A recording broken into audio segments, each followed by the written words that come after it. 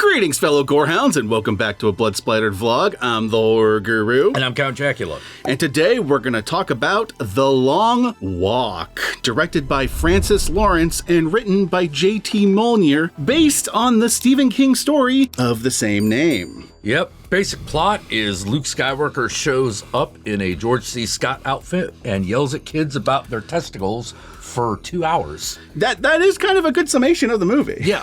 So if you don't know, The Long Walk is like the original dystopian kids put in a game in which they all die one by one until only one survives story. The Hunger Games and Battle Royale owe a lot to The Long Walk. The Long Walk, yeah. 100%. Even Stephen King's own stories like The Running Man owe a lot to The Long Walk. Yeah. They get a kid from each state, they get together, they force march them. If they stop moving, they're just shot and killed on the spot. Yep. You're given 3 warnings, but once those warnings are up, they pretty much just kill you. And you can't walk off the road that they're on, and you can't fuck around. You have to just keep walking 100%. There's no breaks. Yeah. You keep walking until there's only one left. Stephen King actually wrote this as his first novel, but it's taken however many years since then to get it made into a movie adaptation. Yeah, it's been like 40 years. Now, granted, it wasn't published as his first novel. It was published years later under the pseudonym Richard Bachman, along with a couple other stories. But this movie has basically been in production hell for like 40 years now. There's been people like Frank Darabont attached. The guy who did The Autopsy of Jane Doe at one point was attached. Bunch of people have been attached to this project. And eventually, J.T. Mollner and Francis Lawrence were the ones to finally make it. Now, if you don't know who Francis Lawrence is, he's the guy who made the Constantine adaptation and the Will Smith I Am Legend. He is also basically the director of like a majority of the Hunger Games movies, so he's kind of like honed his teeth on these kinds of stories. Easily his best film. I would agree this is actually his best film, 100%. And J.T. Mollner last year wrote and directed Strange Darling, which was a gem that you should all check out. Yes.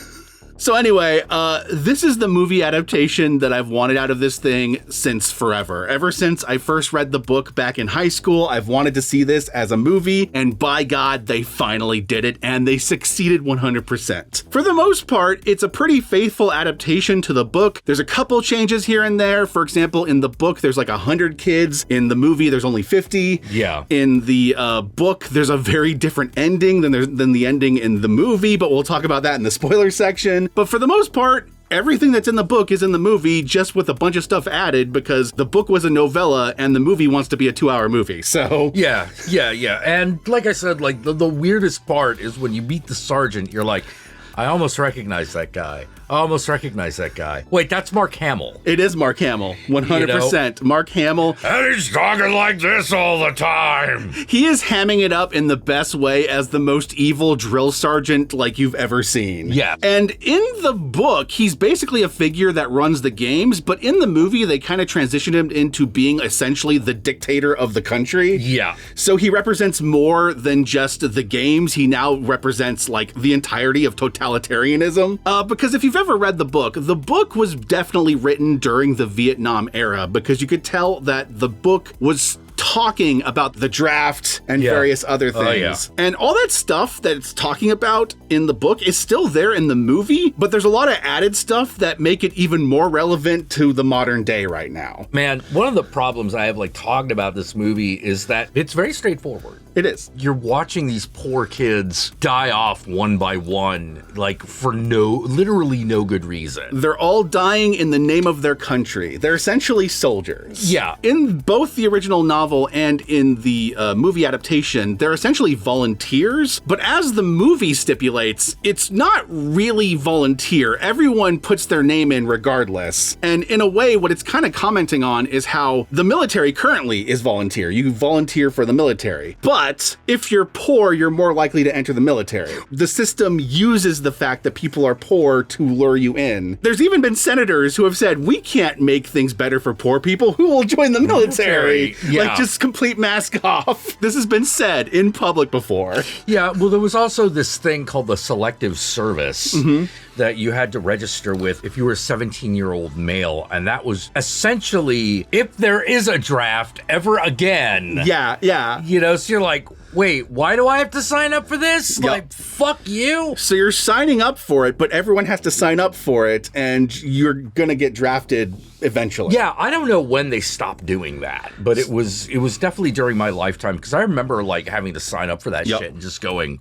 excuse me? Yep. The other reason why it's commenting on the Vietnam era is the fact that the entire game is televised. America watches it, and famously, Vietnam was the first televised war. The idea is that everyone's watching these kids die for their country, and everyone's feeling super patriotic about it, and it's supposed to like rile up the nation. It's very like patriotism by way of fascism, essentially. The movie is essentially watching these kids slowly realize that there's nothing honorable about what they're doing. There's nothing heroic about what they're doing. They are just dying and being tortured for a country that doesn't really give a fuck about them unless they die. That's really why they're watching, because obviously people like to watch people die on it more than they like to watch people win. It's almost like it's about the Vietnam War. Now, all this might sound familiar because there has been many other books and many other movies that have commented on the same thing in a very similar way. Battle Royale, The Hunger Games and whatnot. Oh, hell, Platoon. 2 years ago, there was that Halloween movie about like the Pumpkinhead monster. Yes. And the kids that are like volunteered to fight the Pumpkinhead monster. Very similar in theme to this movie. That one's even set in the 60s. Yeah. To make it even more of a Vietnam era kind of like commentary. You've seen a lot of this before, but I'm here to tell you that this movie executes all of it perfectly. This is one of the best movies of its type. It's one of the best Stephen King adaptations, bar none. It's probably one of the best Mark Hamill performances. Oh yeah, definitely. He's great as the bad guy in this. A fantastic villain. And the changes made from the book, I actually really like. I actually kind of like this movie's ending more than the book's ending, even though I loved the book ending. We're going to talk about it in the spoiler section, because I can't guarantee how many people reading or how many people watching this have read the book. Right. So we're going to keep that to spoilers when we start talking about the ending. The acting in this is phenomenal. The guy who plays Pete, who is like the best friend that he makes over the course of the story, is the guy who played the android in Romulus. Yeah. He's probably one of the standout performances in this movie. He's unrecognizable in this. Like, you can't even tell it was the same guy from Romulus. He does such a good job in this movie. And the kid who played Ray, the main character, did a good job too. Yeah. You know, he's phenomenal. All the kids in this movie are very well acted. My favorite character was probably the Asian kid. I forget his name. For most of the game, he has to deal with a Charlie horse. Yeah. That gets him really bad at the beginning, and like the characters have to like, you know, help him like keep going. That's actually one of the things I really love about this movie, is that even though it's about this inhuman game, it's one of the most deeply human movies of the year, because you're watching all these characters who start off in competition with one another. Yeah. By the end of it, these characters are like helping each other get forward. They're all in it together, even though only one of them can win. So you're watching these friendships form and these bonds form with these characters that know that they're doomed. And in that way, it kind of reminds me of like war movies, right? Yes. Of like soldiers on the battlefield who don't know who's going to make it home, but they're like, you know, like Saving Private Ryan, we got to like carry you across the fucking line. Right, you know? right. Like you can't walk, well, I'm going to carry you kind of things, you know? It's also gnarly as shit. Unlike the Hunger Games, the deaths in this are hard R. Oh, yeah. You see everything, and when you don't see anything, the way it intimates is like intense as hell. I love the shots when like the characters like turn around and you get like the vague like blurred out background of someone getting shot up. Yeah. Because they just can't look. I love that shit. This movie it's just so well done. Yeah. The hardest part of the movie is watching not just watching people get killed, but watching them emotionally break down. 100%. As the walk continues. Well, because it's not just like, there's a point in which you can push your body so far and your body starts to shut down. But for some characters, their brain does. Yeah. You know, they lose their mind.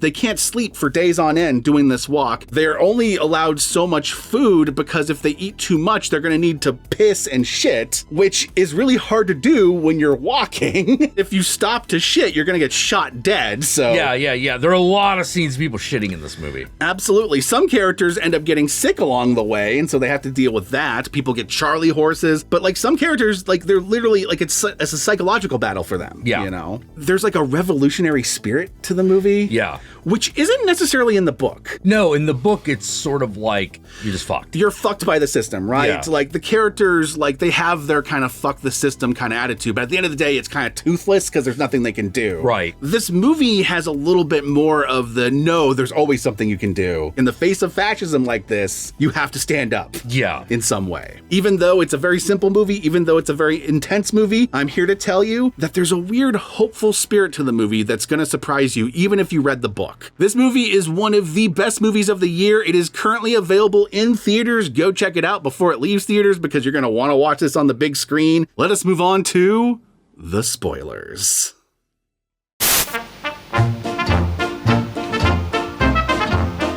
In the novella, the guy wins the walk, and then he just keeps walking. Yep. He like sees like a shadow figure of like someone ahead of him. Like there's still someone in the walk. Yeah. And just keeps on walking despite the fact that everyone around him is like, you won.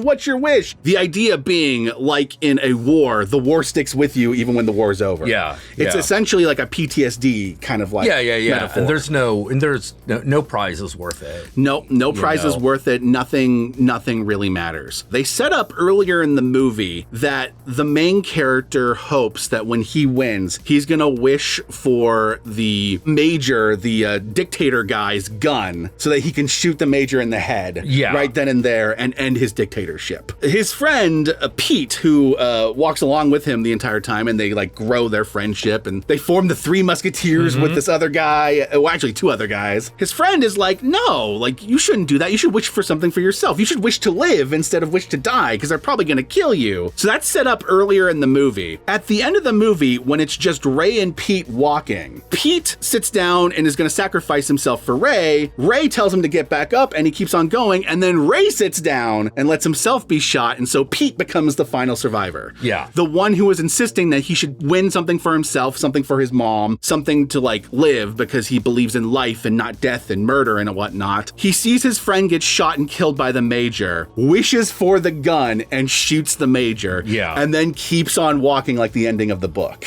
So in this version, the evil dictator gets shot in the fucking head at the end. And that's what I mean about this movie having a little bit more of a revolutionary spirit than the book does. There's also other stuff. The main character, Ray, talks about his dad and how his dad got shot in the head, keeping Beatles albums and shit. Yeah. And all that shit is like banned under this totalitarian regime. So because he had like music and he had like books and he had like philosophy stuff, he got shot in the head. So like there's like this running theme of like, in the face of totalitarianism, even if you're gonna get shot in the head, you should stand up. Yeah. Which is what his dad does, which is what he does, and it's what Pete eventually does at the end. Yeah. It's like reinforced 3 times. So yeah. I love this movie because at the end of the day, this movie says the only good fascist is a dead fascist. You know? So you have any more spoilery thoughts? No, not really. I mean, like I said, it's a pretty straightforward story. Yeah. You know, it's very simple, but it says a lot. And it's very emotional. I cannot like begin to tell you how like nail biting this movie is. Even though you know everyone's doomed, every time someone's at risk, even characters you don't necessarily care about, you still find yourself going, yeah, but he's still a kid, you know? Yeah. The movie does do that a lot to you. It constantly reminds you these kids are like between like 17 and 19.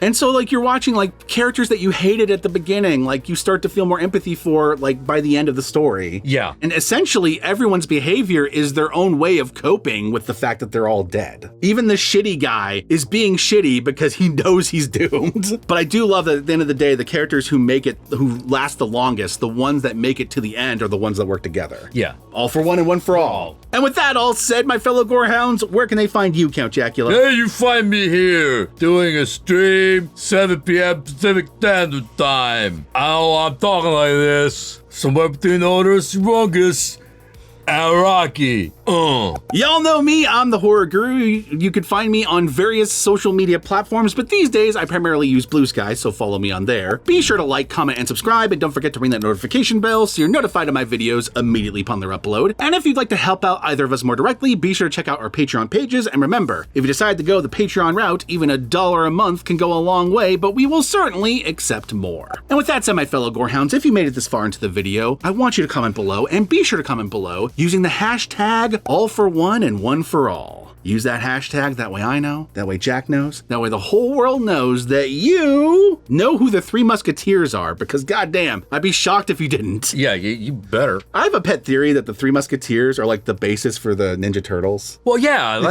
except there are 4 of them. Well, actually, technically, there are 4 Musketeers already. Everyone always forgets D'Artagnan. Yeah, D'Artagnan. Yeah. If you take the personalities of each of those 4, you basically have the Ninja Turtles. Yeah, you kind of do, yeah.